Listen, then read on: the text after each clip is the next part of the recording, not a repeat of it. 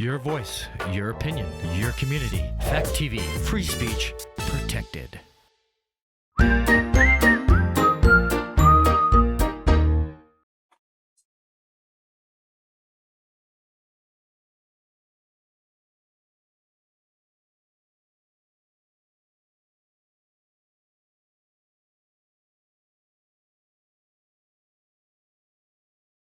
Local news, politics, business, sports, arts, music. Mike and Marty on the feed. Mike and Marty. Mike and Marty on Good morning, Dulles Falls and Rockingham, and welcome to the feed. It's Mike Smith. Marty Gallagher is here today on Zoom, and today's guest is Leslie Goldman. Good morning, Marty. How you doing? I'm doing good. It seems odd to be here on a Monday. It's very not in my normal mode. So I'll try to keep up. Okay, yeah. We are here on the 24th. It is a Monday in the middle of the coldest part of the winter, it seems. It's like everybody's frozen out. Marty, you want to do local events? Yeah, so tonight and tomorrow night are the last showing of the Kingsmen at the Bells Falls Opera House. If anyone's familiar with the Kingsmen series, this is the prequel that kind of explains how they came to be. And that's directly from Mike, so don't quote me on that. I didn't go see it, but he did. The classic movie this week is the Beatles' Yellow Submarine. That's being sponsored by Popolo. That's at 7 p.m. And just want to remind everybody that there's still another weekend of Food and Shelter, which is a play written by Sean Hurley and directed by David Stern. It's taking place down in Putney at the Next Stage Theater. It's running the 28th, 29th, and 30th. Advanced tickets are $35 and tickets at the door are $40. If you go to the Next Stage website, you can buy tickets and you can read a little blurb. It's basically set in a snowy cabin in the woods. It's a newly married husband and wife. And it sounds like there's some mystery and intrigue that go on during the course of the play. So highly recommend it. You do need to wear masks, and you do need to have been vaccinated to keep everyone safe. Thank you, Marty. And yes, Sue and I went to see The Kingsman yesterday. It was an excellent action adventure movie. Maybe we should start doing movie reviews. It was anyone who knows anything about the history, the events that happened leading up to World War I and during World War I are sort of portrayed in this movie. It's a origin story for the Kingsmen, and it's quite entertaining. You'd really like it. But today's guest is Leslie Goldman, and she's going to help us get up to speed on what's happening in the Vermont legislature. So, Leslie, how you been? Very well, and thank you, both of you, for coming in on a Monday. I know it's hard to change your schedule. I appreciate it, Marty, because Monday is our off day, and the rest of the week we're in session. So, the legislature itself is running slightly different this year than it did last year, and definitely different than it has in the past. So, how would you describe that? Well, I think there's a lot of people trying to figure out how to make the legislature work effectively in the world of COVID. Last year, we were all Zoom. The first 2 weeks of the legislature, we were all virtual. And this last week and this week, there's now what's being called a hybrid model. The floor is all virtual, and votes from the floor virtually are allowed, but committees can be hybrid. And the hope is that people will participate in their committee in person. The leadership and the sergeant at arms and the Capitol Police and all the people that work at the State House have done an amazing job trying to keep all of us and themselves, of course, safe. There's testing. We can get PCR tested on Wednesday and Friday. We've been sent tests, and the hope is that we do it 2 days before we come up. So if you come up on Tuesday, you're supposed to do it on Sunday and Monday. Of course, if you're sick, then don't come. So I think, a lot of efforts being put in to sort of recreate the state house as it usually would be, which is there's hall conversations and interactions and lunch. And, for me, of course, as a first term legislator, it's all new. I did go up for part of the week last week, and it's true. It's great to hang out with people, but for someone who hasn't been in the world for 2 years, it was a little stressful. So it was everything. Yeah. I can imagine. I mean, that's putting it very well. With not being in the world for 2 years, it seems like that's how all of us are coping right now, and it's getting back to those routines. Do you think that they'll eventually try to go to a more in-person model? Is that the long-range goal, or? Well, the long range goal, of course, is to go back to in-person legislating, but the leadership is using the science. They have epidemiologists and infectious disease doctors who are advising on what's the safest. The numbers are being tracked carefully. Numbers, particularly in the State House, are being tracked carefully. I haven't seen anything official of cases, although I think I've heard through the grapevine that there's some. So, using the data, and they're also looking at this metric called rate of rise. So if there's one week and one the next week, well, that's not too bad. But if there's one week and 10 the next week, then that's not good. That is bad. So they're looking at really a scientific and thoughtful approach to be able to do both, which is keep all of us safe and also serve Vermonters and do the job we've been elected to do. Yeah. Nice. Marty? What are the top items that you're currently working on? What are the big ticket things happening right now? Well, we just passed budget adjustment. I don't have actual numbers, but it was a lot of money to readjust the budget for this year. That's FY22.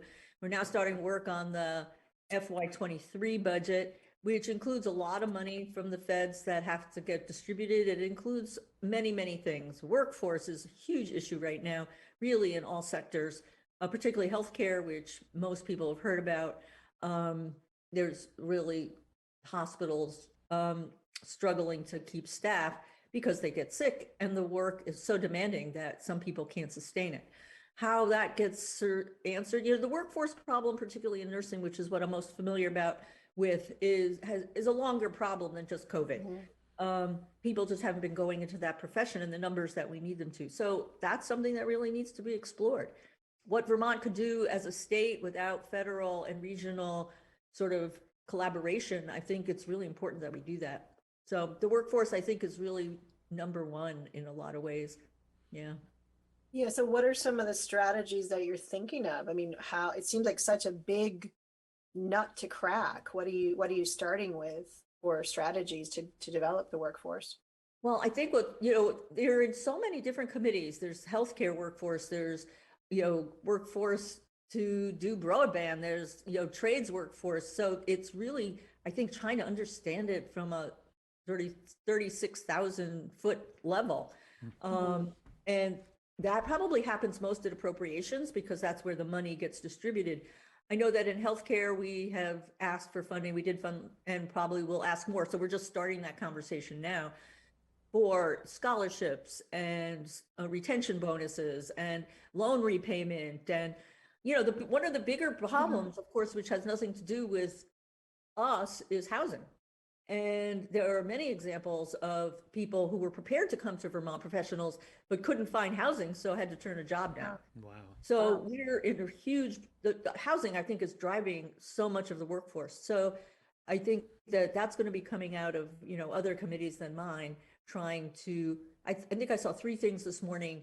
One was to rehabilitate middle income apartments that aren't available now but could be, so support that, to build low income housing, all those kinds of things, to really expand our housing options, which will then help with the workforce. Yeah.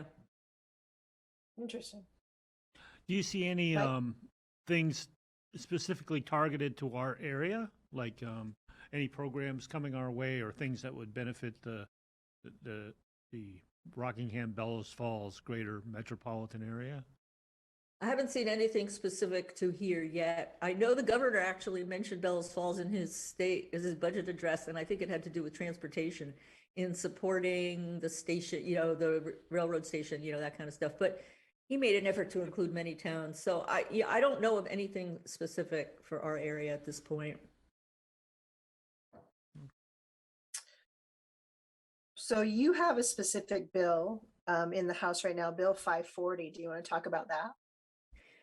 Yeah, my bill is what's called a short form bill. So there are two different kinds of bills. There's a short form bill, which is basically a concept. And then there's a long form bill, which elaborates the concept into implementation. This summer, I spent a lot of time trying to understand where we stood with healthcare. Act 48 was in 2014. It failed. It was single payer health. And it was under the Shumlin administration, and it couldn't be funded, and it didn't happen. I wanted to understand why it didn't happen, because I didn't want to do anything that didn't make sense in the state regarding healthcare. I ended up talking to like 30 people over the course of the summer, very interesting people, smart people, people on the Green Mountain Care Board, hospital CEOs, lots of docs, all kinds of by state, which is involved in primary care, all kinds of people. And what I learned, which wasn't surprising, but it was kind of clear, that we spend a lot of money on what I'm calling the most downstream part of our healthcare system. It's at hospitals. It's when people are already sick.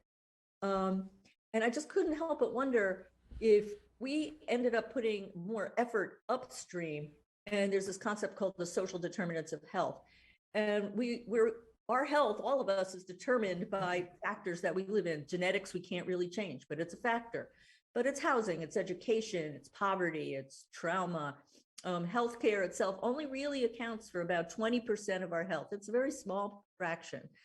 So I just couldn't help but wonder, if we moved money upstream, then we would have a healthier population. If we have a healthier population, then we have people who can work and get jobs.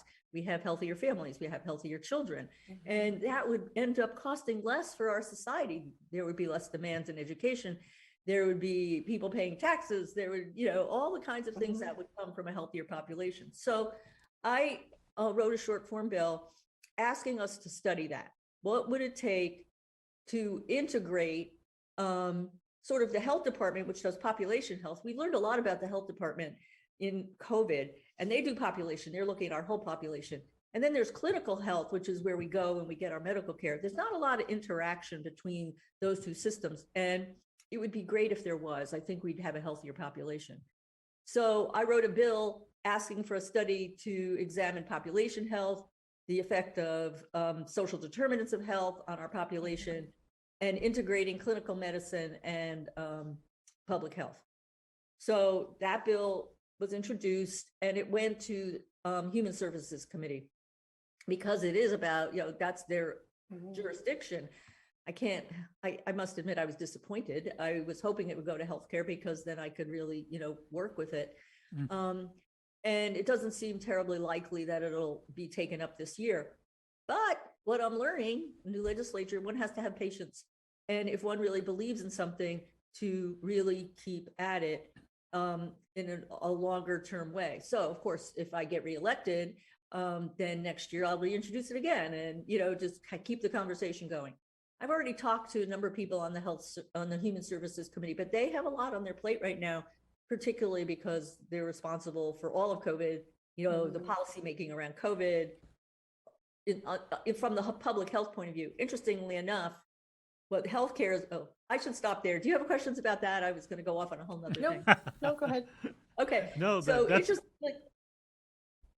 ahead. Go ahead. I mean, I was just thinking that's really so relevant right at this moment. So was that clear enough? I mean, did it make sense? When you're so embedded in something, you could like babble on and right. Okay, good. So interestingly enough, what the healthcare committee is working on now is, when COVID got started, there had to be a whole bunch of changes in our regulatory systems and licensure to allow people to have access to care.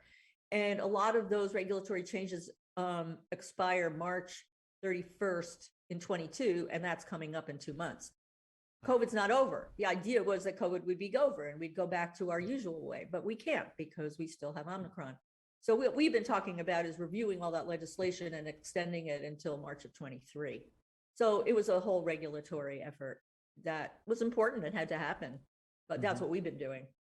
Yeah, I just going back to your healthcare bill, it makes, having been in what I would consider like the field of preventive health, i.e. people actively being fit and eating healthy diets, And it makes 100% sense that you spend way less money on if you spend some money on the front end, like you invest in your health on the front end, it pays off big time on the back end because you're not going into the hospital for the major heart issue, or you're not spending money for diabetes medication and all of those things. It makes 100% sense to me. Yeah. It's just sometimes trying to sell that's a harder sell to people. Oh, yeah. I totally agree. I think the mental health issue is particularly important here when we deal with poverty. Poverty is such a trigger for mental health issues because it's so traumatizing to be so insecure. And it leads to drug issue, and so when dealing with that, poverty is a huge issue. I really wish we could take on straight on. But that's a big one. Yeah. How isn't there some work being done around like restructuring, I think you call it reapportionment? Is that still going on? Oh, yeah, for sure. This is a big deal, of course. Every 10 years, by the US Constitution, we have to have a census, which everyone remembers. And then based on the census, the number of legislators within the state get decided. And it's based on population. We've had population shifts in Vermont. I think our statewide population is about 620,000. So the Vermont Constitution says that we need 150 members of the House. So you just divide that number, 150 to the total Vermont population, and one legislator represents that amount of that amount of people. So it's about 4,200 people. So then what happens is everything has to align with that. And there's something called the Legislative Apportionment Board, comes out of the Secretary of State's office, and they create a map. And that's been controversial. They created a map based on single member districts. Of course, Wyndham 3 is a 2-member district with myself and Carolyn Partridge. And we represent 5 towns in that little slice of Westminster. The Legislative Apportionment Board maps, what they're calling the majority map, the vote was 4-3. So it was close, right? Mm-hmm. And the chair of the board voted for the minority map. Okay. So it wasn't simple. It wasn't partisan. It was, really across the board of who voted for which map. So there are 2 maps on the table. One's called the majority map and the other's called the minority map. And they present very different vision of our town, of Rockingham. The majority map envisions a 1-member seat with part of Rockingham, including Bellows Falls and rural Rockingham, carves out Saxons River. So eliminates Saxons River from being part of the Rockingham district and puts Saxons River with Westminster and Brookline, I believe. That's the majority map. The minority map changes that, and their recommendation is that Rockingham stays whole, so Saxons River back in with town of Rockingham, and then puts Westminster together and adds Brookline with a 2-member district. And that would be a change. So I think that there are really 4 options on the table at this point. Well, let me just back up a minute and say, right now, these maps are being explored by the Government Operations Committee in the House. After all the BCAs have had an opportunity in every town, to respond to the maps and give opinions. I know the Rockingham BCA did. I'm on the BCA as a JP. So we had a meeting in the fall. I think the conversation right now is, do we need to have another conversation? And we'll see how that plays out. Once government operations gets all their input, they will make a decision on the maps they're going to recommend. So I think that there are 4 choices. One is the majority map, which carves out Saxons River and leaves Rockingham as one without Saxons River. The minority map, which puts in Rockingham, Westminster, Brookline. Third, the current map, leave it as it is with our 5 towns. And 4th, unknown. What else, might they come up with to solve the problem of 1 person, 1 vote? Yeah, it's a very interesting time. Yeah. Now, as constituents, do we as the public have any way to input on that, or is it strictly what you're chosen to do? So that's what the government does. No, it's through the BCA, it's through the boards of civil authority in every town. So every that's on the website of your town or our town, Rockingham, and everybody. And so contact anyone on the BCA to express opinions for sure. Okay, that's good. That's good to know because people might Yeah. have strong opinions on that. Yeah. And we're New Englanders. We don't like change. Yeah, it's tricky. I mean, I think that carving out Saxon's River, is a really challenging question. Yeah. Why is, just out of historic perspective, why are some districts 2 members and some districts 1 member? Well, I think that when they look at the map, so this is, every 10 years, there are a lot of factors that go into making up the maps. One is pure population, of course, but the other is culture. Where do people go when they shop, or, where are their hubs? Geography, is there a mountain between them? Roads, school districts, all the different things that make up our culture. And like Wyndham Northeast, well, Wyndham Northeast is made up of Rockingham, Westminster, Athens, and Grafton. So for Rockingham and Westminster to be together, actually, we have a common school district. There is some logic there. So, it's the culture, it's common interests, I guess I would call it, as well as geography and just pure numbers. Yeah. It's just an interesting question of, why aren't they all single person? But I guess it's that whole, if the groups of people are naturally larger, then they would have 2 representatives. Yeah. Well, it's really complicated because if you look at Burlington or Chittenden County, which of course is our population center, and they up there have grown significantly, while we in Wyndham County have lost population. So we're going to lose representation. Now, how that plays out with how they create this map is what's so important. Right. In Chittenden County, if you just look at the Senate side, they have 8 senators. We have 2. So there does seem to be a little inequity there. If you look at you are represented, you have 8 voices where we only have 2. Right. Some people are thinking about it from that point of view. Yeah, we have about 3 minutes left. Marty, do you want to ask a final question, or?